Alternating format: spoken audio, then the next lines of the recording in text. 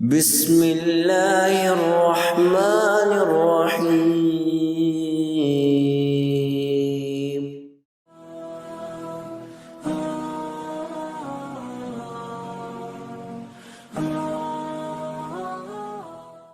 حضور اکرم صلی اللہ علیہ وسلم حضرت ابراہیم علیہ السلام سے شدید محبت رکھتے تھے، یہاں تک کہ آپ صلی اللہ علیہ وآلہ وسلم نے اپنے ایک صاحبزادے کا نام ابراہیم رکھا۔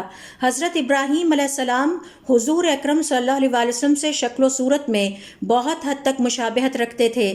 آپ صلی اللہ علیہ وسلم کا ارشاد ہے، مجھ پر انبیاء کو پیش کیا گیا، میں نے حضرت موسیٰ علیہ السلام کو دیکھا، وہ شنوءہ کے آدمیوں سے مشابہت رکھتے تھے۔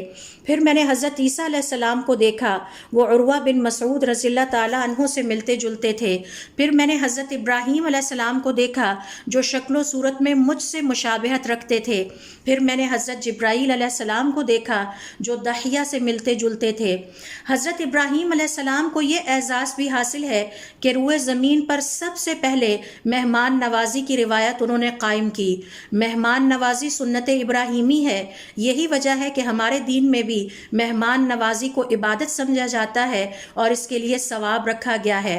حضرت ابراہیم علیہ السلام نے سب سے پہلے اپنے بالوں میں سفید بال یعنی بڑھاپا دیکھا اور دریافت کیا، اے میرے رب یہ کیا ہے؟ اللہ تعالیٰ نے فرمایا، اے ابراہیم یہ وقار ہے۔ انہوں نے دعا کی، اے میرے رب میرے وقار میں اضافہ فرما۔ اللہ رب العزت نے حضرت ابراہیم علیہ السلام کو اہل و عیال کی آزمائش میں ڈالا، کبھی آپ کو والد کے ذریعے آزمایا اور کبھی آپ بیٹے کی آزمائش سے گزرے اور کبھی بیوی کے ذریعے آزمائے گئے، لیکن آپ علیہ السلام ہر آزمائش میں کامیاب رہے۔